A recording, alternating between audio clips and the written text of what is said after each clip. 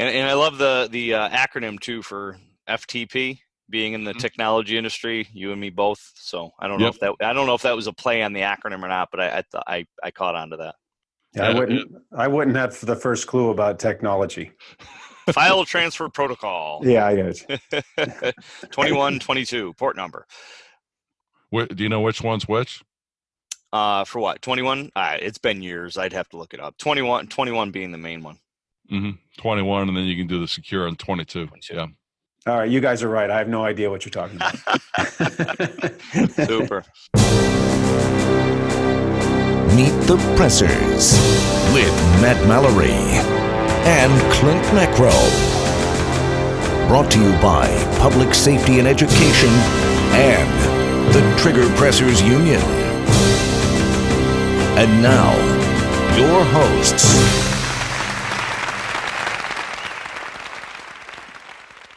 Welcome to Meet the Pressers. This is Matt Mallory. And Clint Macro. And tonight our very special guest is Mr. Robert Beckman.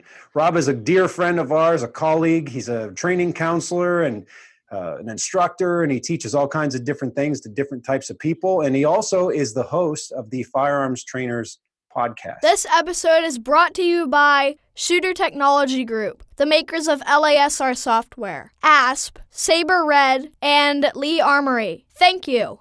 Rob, how you doing tonight, brother? I'm doing great, guys. Thanks for having me on the show. We both have been on your show too now, right? Yes, we have. We are cranking them out and making good progress. And the one thing we're not to divulge too much information, but we've got like 400 downloads on every episodes, which I'm very, very pleased of because it was supposed to be a labor of love, and I would have been happy with 100 downloads. Now we're at 4 times that, and I'm very, very, very pleased that people are getting the information, and hopefully that means they're also able to use it and being better instructors for our students out there. Absolutely. Well, I mean, it's due to the work that you're putting into it, man. That's definitely a great thing, what you're doing. You're backed by the FTA, is that correct? Yes, we are. Cool. How did that come about? Basically, we're looking at names and thinking about things, and Firearms Trainers Podcast is very close to Firearms Trainers Association, and we decided to offer them a spot on it, and they took us up on the offer. I know there's been many guests that I've actually had on the program that have actually said they've switched their insurance over to them, not because of my show per se, but because they've heard about the good things they were doing and switched before they came on the show. So that's very good to hear that they've got a very good products that being accepted within the industry, not just because of people's recommendations, but people are out there looking at it and saying, wow, I can use this and it's competitively priced. So why not switch over and get a better product all the way around? Yeah, one of the things that looks appealing to me, and I think I'm probably going to be switching over here very shortly, is that it covers us for lots of things where other organizations might not, or other companies might not, especially doing, force on role player and force on force. And that's something that I'm going to be getting into doing more of, that type of reality-based training using non-lethal training ammo. Matt and I took a class earlier this year getting certified through UTM. Mm-hmm. So, that part of it looks pretty cool, but I've worked with Dave Spalding, and I can't believe that he would sponsor something that wasn't of good quality. So that was his sponsorship, actually, or his endorsement of that company really did kind of make me take an notice. You look at the people's credentials that formed the FTA. Dave Spalding, Jeff Gonzalez, Larry Vickers, Ken Hackathorn, Scott Reddy. These guys are not guys that are fly-by-night type of people, and that's where you go along, and you really got to take a close look at it. If they're endorsing it, if they're helped put it together, they're going to put together a very good product before they're ever going to go along and personally endorse it. And I think as people ask me about the FTA, they take care of the force on force. They'll take care of if you're doing edged weapon training. The only thing they don't cover for the most part in a simplistic form is grappling on the ground. So if you're doing MMA fighting or something else like that, they don't cover that. But if you're just doing force on force and, like you said, more reality training, I just finished up a class over the weekend. And even though the students really liked all the shooting activities, the most they got out of it was the 2 hours we did role playing. Yeah, I think it goes into that whole mindset of, what you don't know what you don't know, and you're only going to sink to your lowest level of training, or your body can't go where your mind's never been. All those concepts and thought processes on being able to get as much training as you can in. This is Boots, by the way. Hi, Boots. Kitty Petters Union. So when the crap hits the fan, you sink to that level of training that you have versus sinking to the fetal position or condition black, right? I say the fetal position where you're rolled up in a ball with your thumb in your mouth on the floor. Mm-hmm. Well, we develop learn intuitive responses to learn stimuli on the range, on the square range, and there's many ways that we can do that. But the one thing that lacks in that environment is being able to get a learned intuitive response to a human being's tell, a precursor tell, something like that. I think reality-based training, or actually, all the stuff we do, actually, and especially in the DSF program, is based in reality. But role player type of training, where we have actual people working into the training, I think that gives folks the opportunity to put that human element back into it. What class were you teaching where you did all this reality-based stuff? We were going along teaching the Guardian Nation classes with concealedcarry.com for the Guardian Essential, Guardian Standard, and Guardian Breakthrough classes. That was you and Matt, right? Yep, Matthew Marister. On the first day, we took them through all the basic concealed carry stuff about how to draw, how to go along and fire defensively, and then we amped it up on the second day to where we're using cover, we're doing a little bit of movement. Then on the third day, we really went along and pushed them even further of how would you go along and use cover and movement at the same time while shooting, and also being accurate with your shots. And they got quite a bit out of it because we were keeping track of their speeds and drawing speeds and completing certain drills, and several of them shaved off like a couple seconds off their times. If you can imagine that, just in a 72-hour period, they went from doing a draw speed of 3.5 seconds, and all of a sudden they're down to 1.5 seconds. That's great. That's a big difference, and that's part of the reason why I like being an instructor, because you can see the benefit to the student. I mean, if you're a good instructor and you're able to get the point across, you can go on and immediately say, that could be the difference between that person, living or not in a dynamic critical incident. When you talk about the pre-assault indicators and the different things that you got to be looking for, time's of the essence. I'll always tell my students that I'm not a big fan of a gun with a mechanical safety or an external safety on it. Just for the fact is, I don't want to have to pull a firearm out, stand on one foot, rub my belly, and flip some switch to make it go bang, or even on top of that, not having one in the chamber, or even cases where people don't have magazines in the gun. It's just that timeline's already so small as it is. Now you're going to add other tasks to it. That timeline's just going to get blown up. And in law enforcement, we always say the three things to watch out for. One, hands kill. You always hear cops saying, "Show me your hands, show me your hands." Take your hands out of your pocket, that kind of thing. Bad things happen under the cloak of darkness. So always have a flashlight on you, be able to see what's going on. Go to well-lit areas. And then that third aspect is, eyes show intent. Eyes are the gateway to the soul.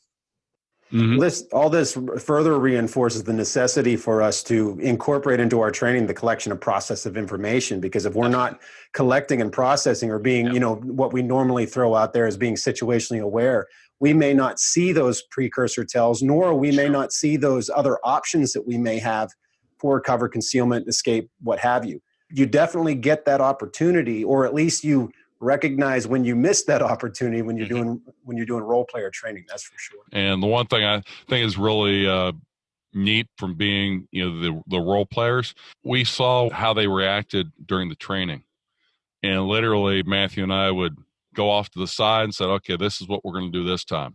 We're going to go along and push them and try to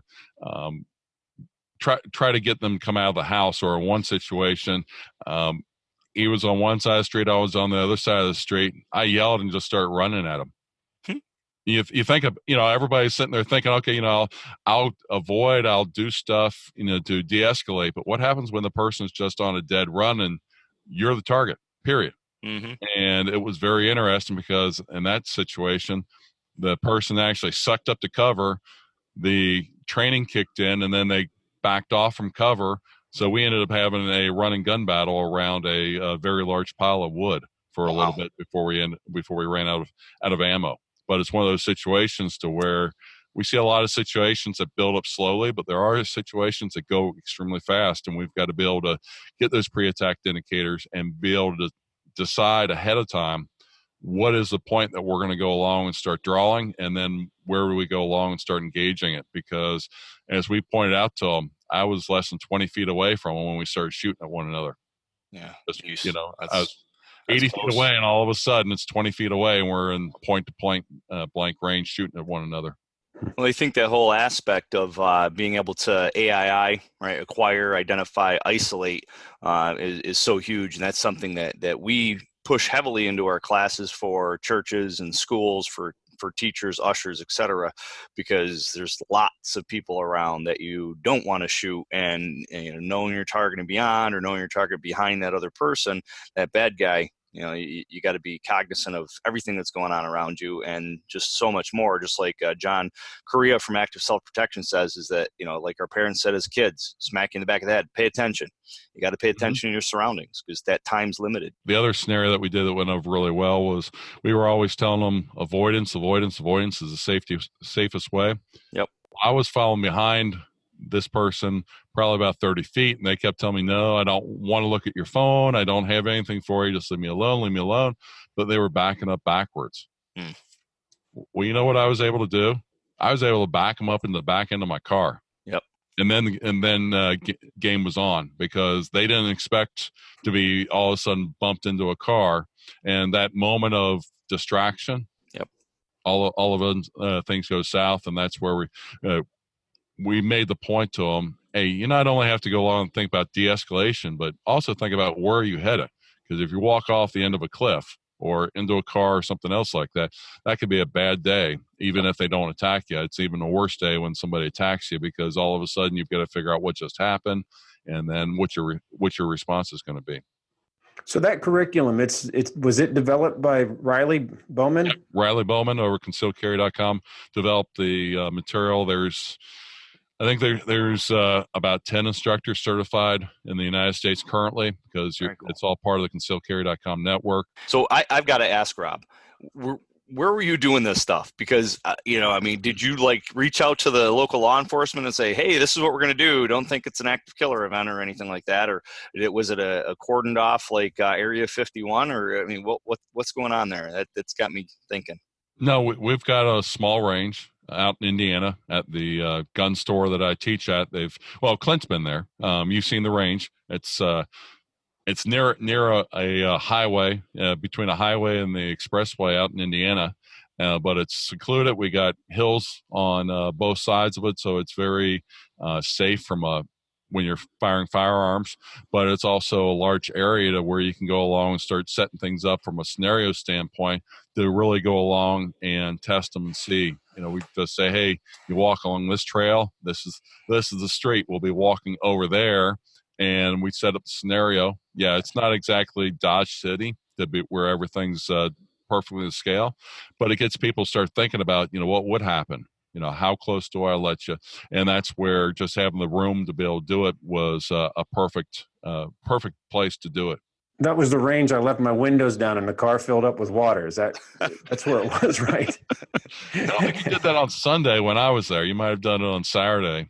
Yeah. The day when I missed that class. So Rob, favorite courses, since you're just like Clint and I, you teach a lot of different courses, certified from a lot of different companies.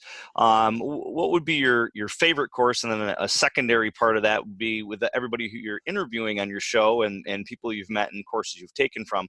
Who would you consider a mentor in the industry to help you grow, help your business grow, as well as obviously help you grow as a shooter? The course that I like teaching the most is actually the NRA Refuse to be a Victim course.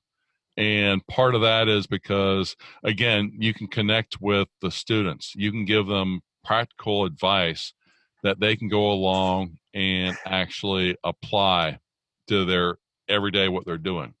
And even though I like teaching the shooting and doing the simulations, different things like that, there's only a certain point and only a certain part of the community that you're going to reach with. But when you're talking about crime prevention and refuse to be a victim, it really allows you to go out there and reach a lot broader perspective of the community and really make a difference. I mean, you've got teenagers you can talk about their how they interact with people and social media safety. You can talk about college students. You can talk about people that live in suburbia and locking doors and what they can do to make themselves look less inviting to criminals, all the way up to elder care and going along and be able to identify what elder abuse looks like and what you can do as a family member to try to reduce the chances that a loved one in a nursing home or something else like that could be a victim of abuse. My biggest challenge with it, honestly, has been with it being associated with the NRA. There's been places that have literally refused to allow me to do it simply because it was an NRA program. Not because it was a bad program, just because it had the NRA name associated with it, which is really unfortunate when you think about that these communities and these schools would not allow good educational content to be put out there just because of quote unquote the group that support that created material they didn't like. Yeah, no, that's the politics plays, does it not? Hey, this is Eric Iggy Keys with the Metropolitan Police Self-Defense Institute and also Tough Products. And this is Meet the Pressers with Matt and Clint. Meet the Pressers. Mentors. That's tough because there's been a lot of people that have really helped me along. One of the first I'd probably would have to call out is like Jacob Paulson over at concealedcarry.com. I was actually his fourth instructor in his instructor network. And the help that he's given me in getting the podcast up and going has been a lot of the reason why we've been so successful so quickly and getting so many downloads on a regular basis. From a training perspective, there's been quite a few people. Rob Pincus is one with his content that he's got in the defensive shooting fundamentals with the USCCA is definitely somebody who's been influential in how I look at it. Dave Grossman with his books. I've read all his books and understanding a little bit more about how the mind works. But yeah, there's been a lot of people that have been helpful, and I've been able to train with you, Clint, and Ken Crawford when I did the defensive shooting fundamentals. That was probably one of the hardest courses I've ever taken. Same here. So, well, I appreciate that, Rob. That means a lot coming from you. Who, with your show, who was probably like, was there anyone that you got to commit to being on the show that you like hung up the phone and went, yeah? Was there anyone that you were really excited about getting on the show? I mean, I'm sure to be clear, you're excited about everyone that's been on the show, especially us. We've been on there and all of your other guests. But was there one in particular that you weren't sure they were going to be on, or it was like a big deal that you landed them? Rob, this is when you say, you guys. Yeah. Well, I'll put it this way. In my mind, and this being a labor of love, my initial intent was to go along and have people that I respect in the industry, like you guys, coming on, and that's went very well. The thing that's been very humbling in a lot of cases is I do the intro for my guests. Is when you go along and start looking at their experience, and it's like, wow, they're on it. I mean, Larry Vickers, Delta Team, Jeff Gonzalez, SEAL Team. That's something else. Ken Hackathorn, who's been around for ages, just a wealth of information. Dave Spalding, great information that he was passing on. Honestly, every time I'm able to go along and book somebody, I've got a reason why I want them on, and I feel very fortunate to be able to get them on because, hey, we've all got limited time, and I'm trying to make topics that are very instructor-centric on my podcast. And when I can get somebody who I think can really talk well to that topic, I'm excited about it. In fact, I'll tell you one right now, Walk the Talk America. I talked to Michael Sardini, and when you go along and look at where gun deaths by suicide are, especially with our veterans and first responders and such, this is one of those things where it is a industry grassroots efforts by firearm owners. This isn't politics. This is owners that are saying we've got to do a better job of taking care of things ourselves. And Rob Pincus interview that I did at the expo was very invigorating, because I think as instructors, we've got a chance of being up in front of students and be able to tell them that, hey, it's all right to tell somebody that, hey, I've had a bad day, that, my financial problems are really weighing heavy on my mind, and we might have to, sell the house, or, kids can't go to the school we want to go to. Or you go along and, hey, me and the wife, divorce, things aren't going too well. And where you might say, hey, buddy, can you hold on to my guns for a little while? Or somebody come to you and say, hey, how about if I just hold on to your guns? And that's where, if we can get more of that kind of responsibility in the gun community, think how many potential suicides we may be able to avoid in the years to come, where people are a little bit more open to talking about their mental health. Because the one thing, talking to Rob Pincus and doing research and things like that, we're all affected by our mental health is all over the board, because we're worrying about all kinds of stuff with our family. Well, if we can be honest about it, that, hey, I got some anxiety, I feel kind of depressed, we can get help and work through those issues. The problem is when we don't get the help, that it gets deeper and deeper and deeper, and then we do something that's irreversible. My grandfather committed suicide when my dad was 11. So that's something that hits home. And then about 6 or 7 years ago, a friend of mine in law enforcement in my same department actually committed suicide. So there's, it's all around us, and it's even more prevalent with the social media and, anonymity, people behind the internet just saying whatever's on their mind and not taking into consideration what other people, how other people are going to perceive something. So, well, unfortunately, we've gotten away from talking about it. Yeah. I mean, pick up the phone. As I tell my friends, pick up the phone, call me. I don't care what time. I might not be completely coherent at 2 a.m.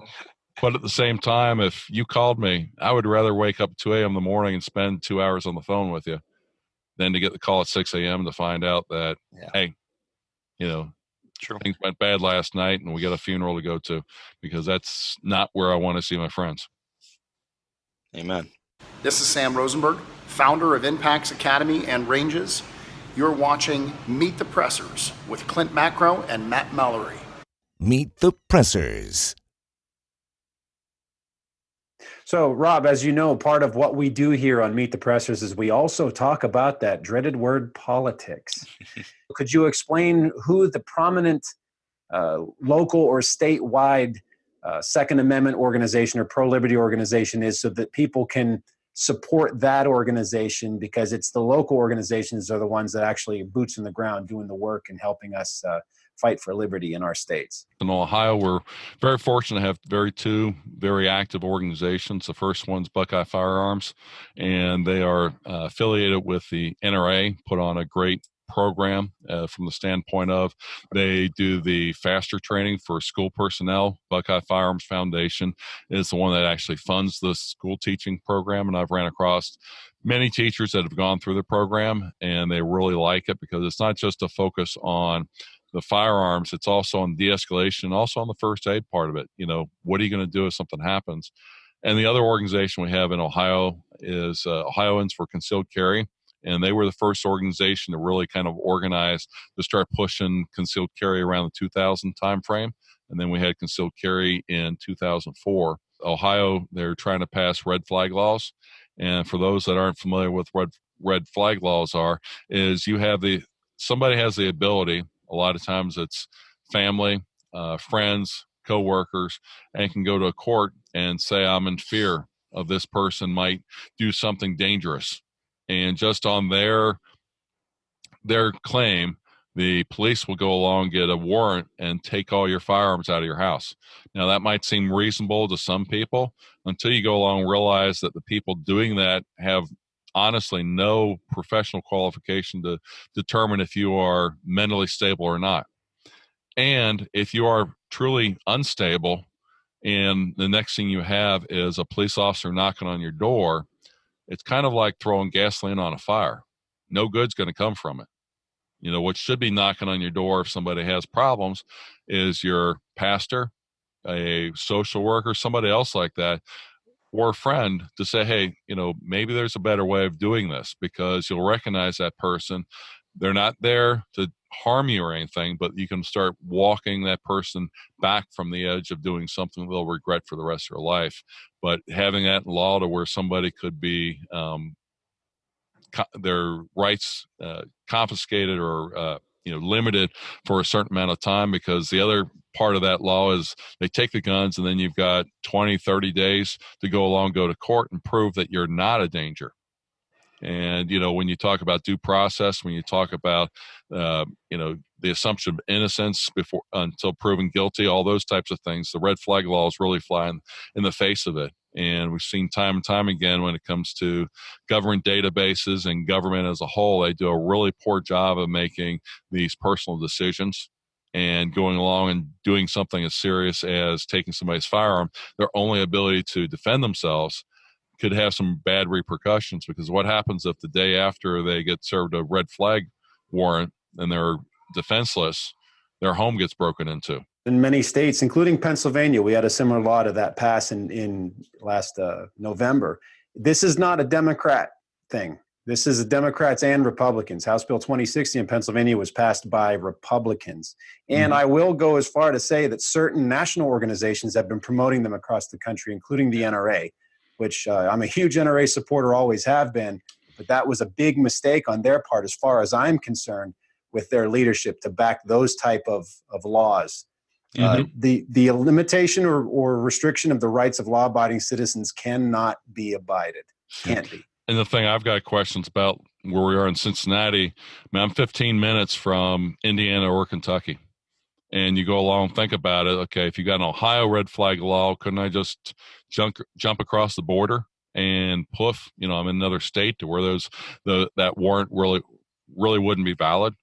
And, there's a lot of implementations that I go along, even from the standpoint I've asked the question, what happens when somebody goes along and gets a red flag order against a chief of police? Yeah.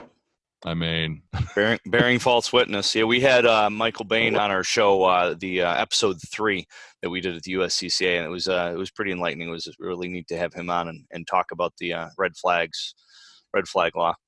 Yeah, well, the big thing when it comes to all these laws, the people that are trying to push them, I'll give them the benefit of the doubt and say they're trying to do some good. But at the same time, I think when they go along and think about the Constitution, when they think about implementation, all those things just completely fall apart. And I don't think I'm going too far out on a limb that in the next couple years, I'm sure we'll see a Supreme Court case when it comes to red flag laws, because due process and, innocent until proven guilty, all those types of things.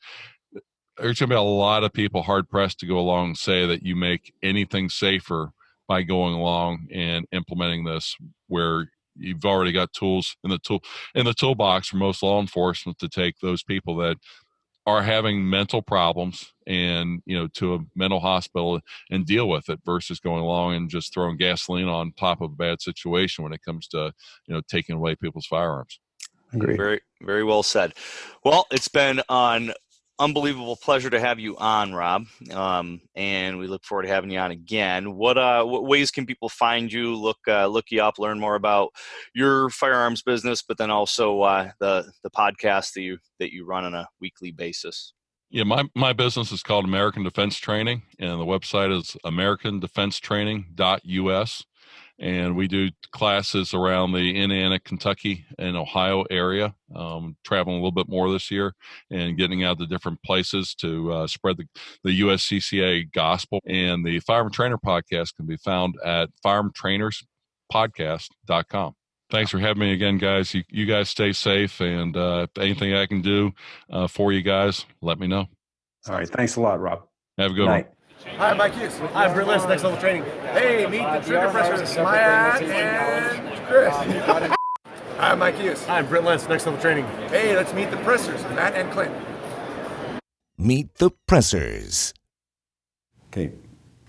You look like a monkey when you do that. Sorry, I was just stretching my neck.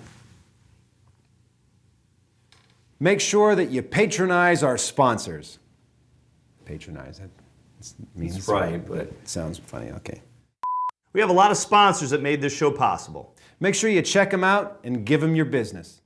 This episode is brought to you by Shooter Technology Group, the makers of LASR software, ASP, Saber Red, and Lee Armory. Thank you. Thanks for watching the show. Make sure you like, subscribe, share, and click that little bell to make sure you know when our next episode's uploaded. Until next time. Adieu. Meet the Pressers.